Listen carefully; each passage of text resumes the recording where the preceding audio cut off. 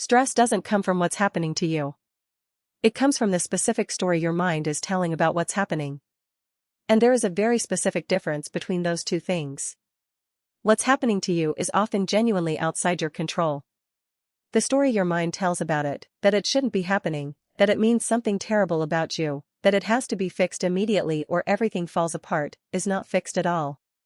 It's a mindset, and mindsets, unlike circumstances, can actually be changed. 5 mindsets. Not 5 relaxation techniques, not 5 breathing exercises, 5 specific ways of relating to difficulty itself, each one drawn from a distinct Japanese philosophical tradition, and each one addressing a different piece of what actually turns an ordinary difficult moment into something that feels genuinely overwhelming. Stay with me until mindset number 5, because number 5 explains why these 5 aren't something you simply decide to adopt once and permanently have. They're trained the same way any real skill is trained, and understanding that changes how you should actually start practicing them, starting today. But first, mindset number 3 is the one that's going to surprise you most, because it doesn't ask you to overcome or move past your setbacks at all. It asks you to do something closer to the opposite, and it comes from an actual physical art form most people have seen photographs of without ever understanding the philosophy behind it. Let's begin. Most of us think about stress management the wrong way. We treat stress as an external force to be reduced or escaped, fewer obligations, more vacation time, techniques to calm the body down once stress has already taken hold. All of that has genuine value, but it treats stress purely as a quantity to be lowered, rather than examining the actual mental relationship to difficulty that determines how much power a given circumstance has over you in the first place. 2 people can face an almost identical difficult circumstance and experience wildly different levels of internal suffering, and the difference very often isn't the circumstance itself. It's the mindset standing between the person and the event. Japan has several distinct philosophical traditions addressing exactly this gap, not stress reduction in the Western therapeutic sense, but a fundamentally different relationship to difficulty, setback, and uncertainty, developed across centuries of Zen Buddhist thought, martial arts training, and traditional craft philosophy. 5 mindsets, each one addressing a different specific mechanism by which difficulty turns into suffering. Let's go through every single one. Mindset number 1. Mushin, non-attachment to outcome, full attention placed on the action itself. You've probably assumed that caring intensely about an outcome is what drives good performance. The more it matters to you, the harder you'll try, the better you'll do. Stay with me, because a substantial body of research on performance under pressure points somewhere almost opposite, and Mushin, a concept from Zen Buddhism deeply embedded in traditional Japanese martial arts, names the mechanism directly. Here's the mechanism. Mushin, literally no mind, describes a mental state where attention rests entirely on the action being performed in the present moment, with no simultaneous mental attention diverted toward the outcome, the stakes, or how the performance will be judged once it's finished. Research on performance anxiety and what's sometimes called choking under pressure has consistently found that excessive conscious monitoring of outcome, worrying about the result while attempting the action itself, measurably degrades performance on tasks that would otherwise run smoothly on practiced skill and instinct, because outcome-focused monitoring pulls attentional resources away from the actual execution and redirects them toward anxious evaluation instead. A martial artist trained in Mushin isn't performing without care about the outcome. They've simply trained the discipline of directing conscious attention entirely toward the present action, allowing the outcome to be handled by whatever skill and preparation already exists, rather than by anxious, real-time monitoring layered on top of it. Applied to ordinary daily stress, this reframes an enormous share of what makes difficult tasks feel stressful in the first place. A difficult conversation, a demanding project, a challenging decision all become measurably harder, specifically when a significant share of attention is simultaneously spent worrying about how it will turn out, rather than devoted entirely to actually doing it well in the present moment. The shift, the same difficult task, approached with attention split between the action and anxious monitoring of its eventual outcome versus attention placed entirely on the action itself, produces both better performance and a measurably lower subjective experience of stress, not because the stakes changed, but because the mental resources previously spent worrying were redirected entirely toward the one thing actually within your control in that moment. In practice, this mindset is easiest to access through a specific, concrete question, asked the moment you notice attention drifting toward outcome. What does this exact next step actually require of me? Answering that question, and returning attention to it, is a repeatable, learnable move, not a permanent personality shift, but a small redirection you can make dozens of times within a single difficult task, each time pulling attention back from an imagined future outcome to the only moment that's actually available to act in. That is mindset number 1. Now, mindset number 2 is where this gets interesting, because it addresses circumstances where there's no action left to focus on at all, only something that's already happened. Mindset number 2.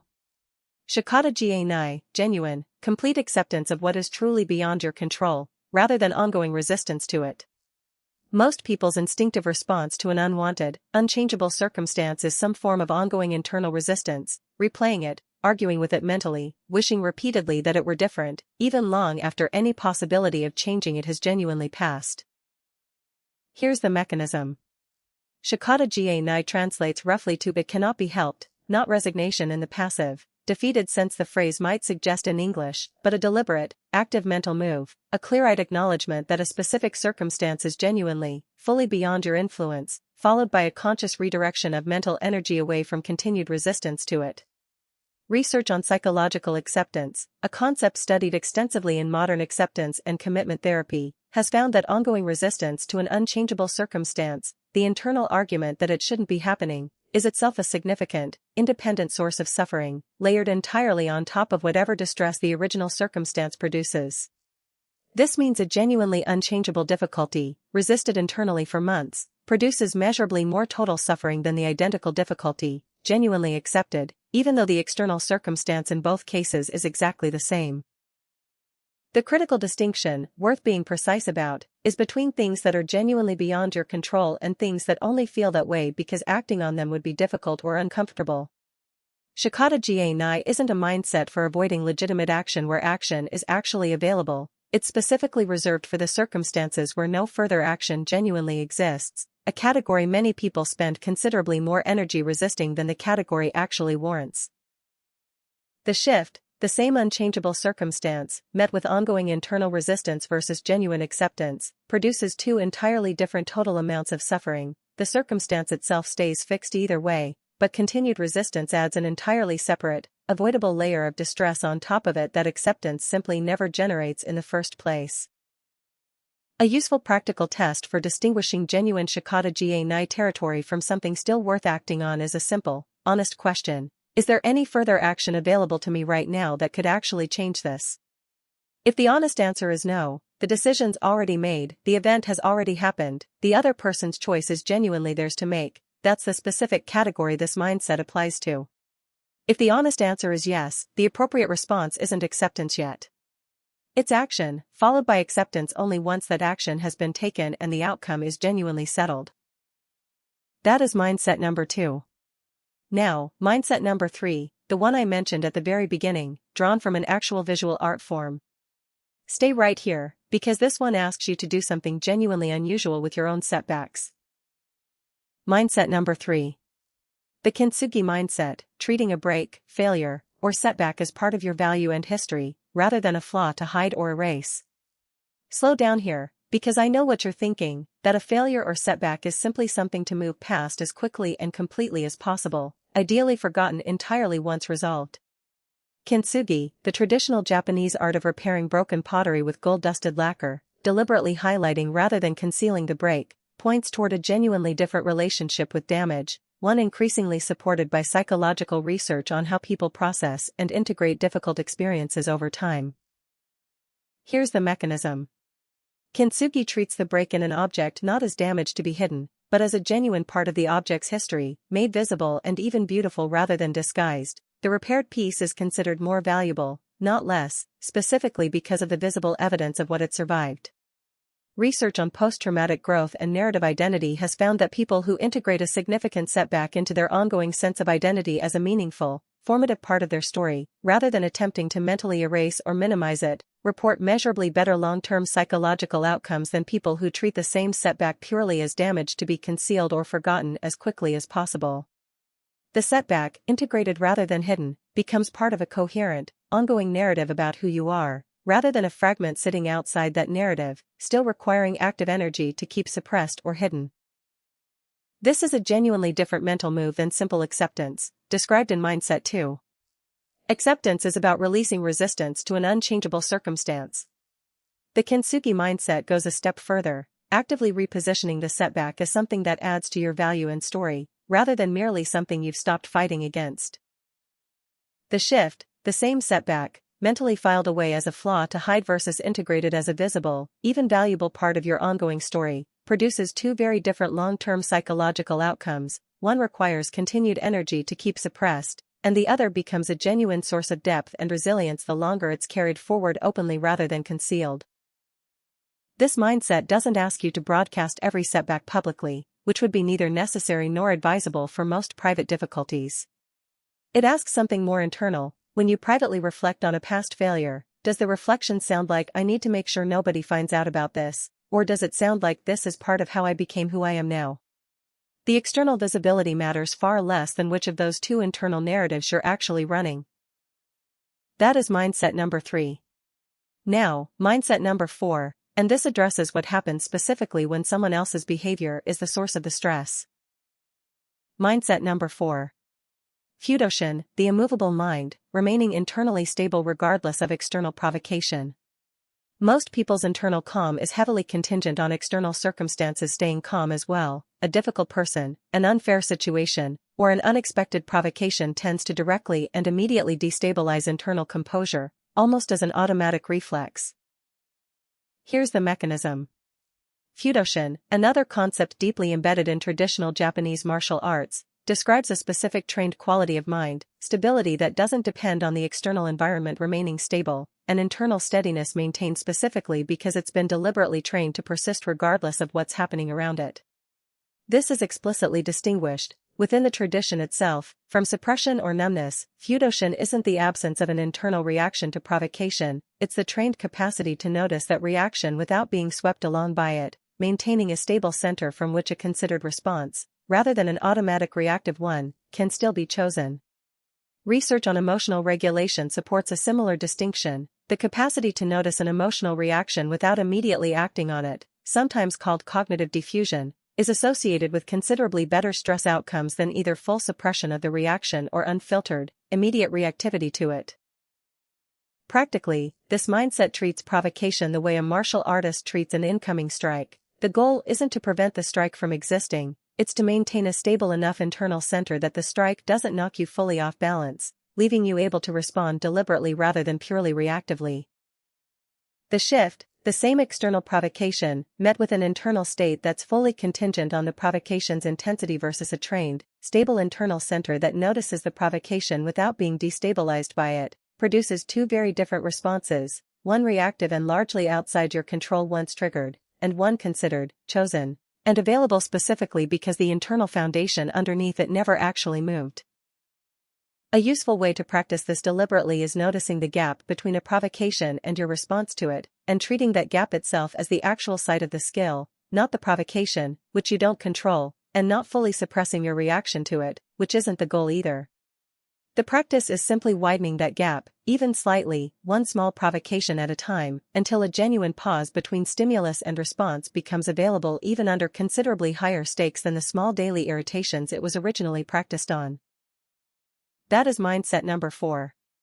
Now, mindset number 5, the one I told you at the very start, explains why these 4 aren't something you simply decide to have once. Stay here, because this is the most important thing in this entire video. Mindset number 5. All 4 of the above are trained capacities, built through small, repeated practice on low-stakes stress, not innate traits available on demand the first time a genuinely major stressor arrives. This last point isn't a separate mindset in the same category as the previous 4.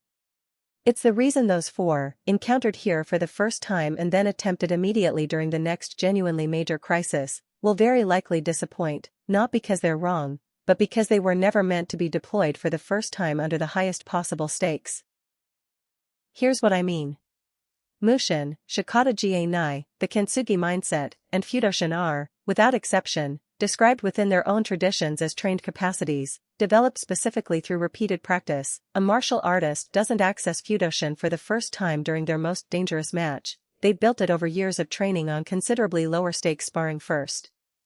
Research on skill acquisition under stress consistently finds that psychological skills, no different from physical ones, develop through graduated practice. Attempting a genuinely difficult mental skill for the first time under maximum real-world pressure produces far worse results than the same skill, practiced repeatedly first on smaller, lower-stakes versions of the same kind of difficulty, until it becomes reliably available when a larger version eventually arrives. The practical implication is specific. These 4 mindsets are best practiced deliberately on the small, everyday frustrations, a delayed train, a minor disagreement, an ordinary inconvenient setback, not saved and attempted for the very first time during a genuine crisis. Small, repeated practice, applied to circumstances low stakes enough that failing to execute the mindset well costs almost nothing, is precisely what builds the reliable access to these same mindsets when a considerably higher stakes version of difficulty eventually arrives, as it inevitably will. The shift: you don't need to wait for your next major crisis to find out whether these 5 mindsets actually work for you. You need to practice them, deliberately and repeatedly, on the small, low-stakes difficulties already showing up in your life this week, because that's the actual training ground these mindsets were always meant to be built on, long before the moment you'll eventually need them most. A useful weekly practice is deliberately choosing one small frustration, a delayed reply, an inconvenient schedule change, a minor disappointment, and consciously applying one of the previous 4 mindsets to it, on purpose, rather than simply reacting on autopilot the way most small frustrations get handled by default. Treated this way, the ordinary annoyances that used to feel like pure friction quietly become something closer to practice repetitions, each one building a small amount of genuine capacity for whatever considerably larger difficulty eventually arrives. That is mindset number 5. Here is everything in one breath. Place your full attention on the action itself, not on anxious monitoring of its outcome. Accept, completely and without ongoing resistance, what is genuinely beyond your control. Integrate your setbacks into your story as a source of value, rather than hiding them as flaws. Maintain an internal stability that doesn't depend on external provocation. Staying calm. And practice all 4 deliberately on small, everyday difficulty, rather than saving them, untested, for the day you'll need them most. 5 mindsets. None of them require a meditation retreat, a martial arts studio, or years of formal training to begin practicing. Every single one is available to you the very next time something small and mildly frustrating happens today, which, for most people, will be considerably sooner than they'd like. Stress was never really about the size of what's happening to you. It's about the specific mental relationship standing between you and the event, and that relationship, unlike so much else about a difficult circumstance, is something you actually have real, trainable influence over, starting with whatever small frustration shows up next. So here's what I want from you before you close this video. Right now, tell me in the comments which one of these 5 mindsets you're going to deliberately practice on the very next small frustration that happens to you today. Is it number 1, can you place your full attention on the next difficult task instead of anxiously monitoring how it'll turn out? Is it number 2, is there something in your life right now you've been resisting instead of genuinely accepting? Is it number 3, is there a setback you've been hiding that might actually be part of your story worth keeping visible? Tell me the number, 1 through 5, in the comments right now, because naming it is the first step, and someone reading your comment might recognize their own unresisted resistance or unaccepted setback in it and finally decide to practice something different, starting today. If this changed how you think about stress, send it to the one person you know who's always saying they wish they could just let things go more easily. Letting go was never really a personality trait some people simply have. It's a trained mindset, and now you know exactly which 5 to start practicing. I'll see you in the next one.